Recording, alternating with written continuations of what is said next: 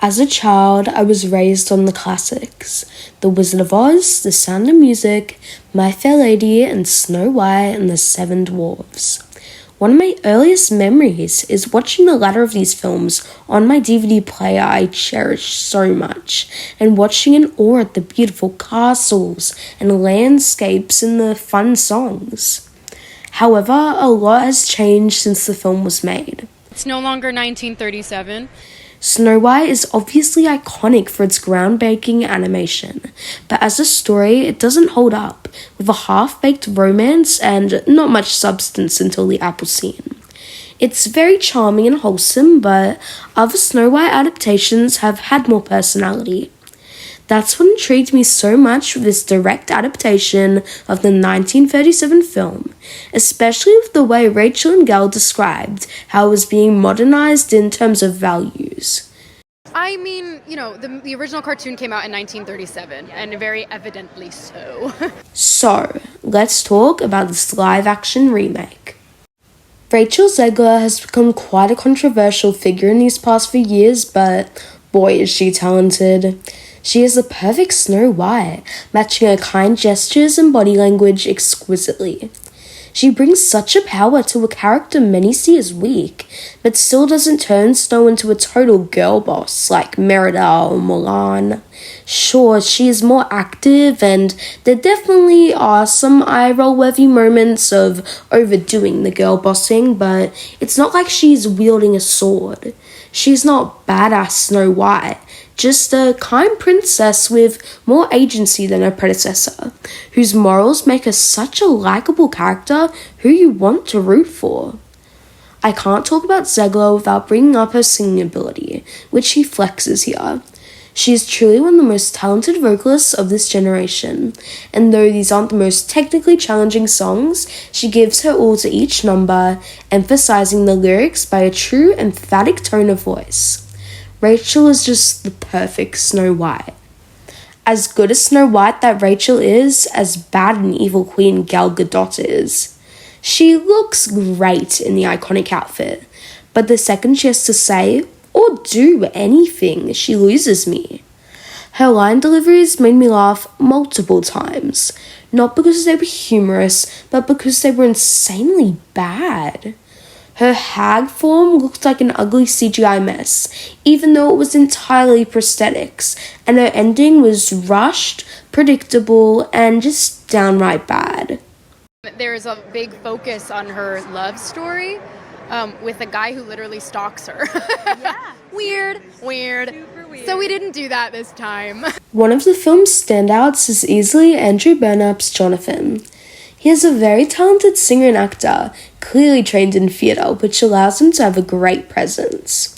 He is charming and just the right amount of smug that almost makes me wish they saved him for Flynn Rider.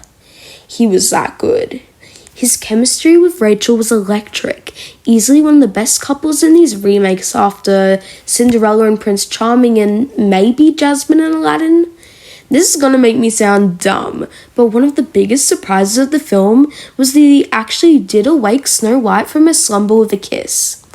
I guess they excused the non-consent by having them almost share a kiss before it, but I still was not expecting that from this girl boss movie. That is not going to be saved by the prince. She's not going to be saved by the prince. I guess Gal didn't lie. She wasn't saved by a prince. She was saved by Jonathan. Big difference. Also, I thought it was hilarious that the magical creatures everyone was crashing out about being dwarf replacements were really just Jonathan's bandit friends. Everyone just needs to take a chill pill at this point. As for the dwarves, I thought they were fine. The CGI definitely was distractingly bad at points, but I got over and just accepted it. Most of the dwarves weren't very defined, other than Grumpy, who did make my dad cry when he started crying at Snow White's side, though he did cry in the Emoji Movie, so it doesn't mean all that much. The best dwarf was obviously Dopey, who absolutely has my heart. He was so cute, and his storyline was heartwarming. Seeing him talk was literally such a gag. Me and my sister were shook, and the ending twist was crazy. Did anyone else think it was Josh Gad narrating? Nope, just me, okay? One of the best parts of this film was the awesome music. You still had some of the classics like Hi Ho and Whistle While You Work, which both had the audience wanting to sing along, and definitely are worthy additions. As for the original songs, I thought Good Things Grow was kind of just meh, nothing too special, but Waiting on a Wish was great. There's something so special about Disney I Want songs, and this is one of the best in a while, perfectly encapsulating Snow's character arc. All Is Fair is a good enough villain song, which Disney films of late have been missing.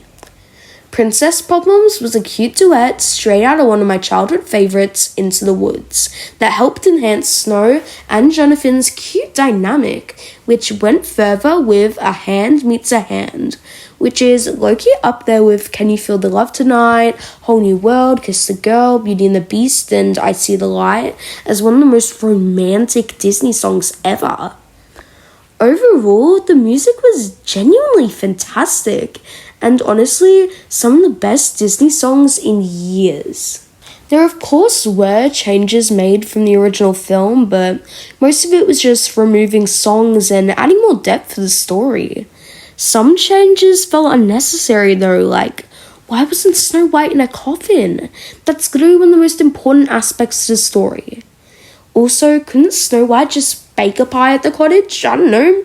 I don't think baking is anti-feminist. I mostly don't agree with all the haters on its progressive values, but I just feel bad for the film that they set themselves up with some of these very avoidable issues. Overall, the Snow White live-action remake is great. It really brought the Disney magic back for me, transporting me to a magical land even if the CGI backgrounds weren't great. The music was show-stopping, and most of the performances, looking at you gal, were great. It's by no means a masterpiece, but I think it's a fun film that people of all ages can enjoy, and definitely a worthy remake that adds great ideas and new aspects to the story, without compromising the original's integrity. I would give it a 7.9 out of 10. That was my review for Disney's Snow White. If you enjoyed, make sure to like, subscribe, and turn on the post notifications so you know when new videos like this are uploaded. Thank you guys so much for watching. I hope you all have a great day. Bye!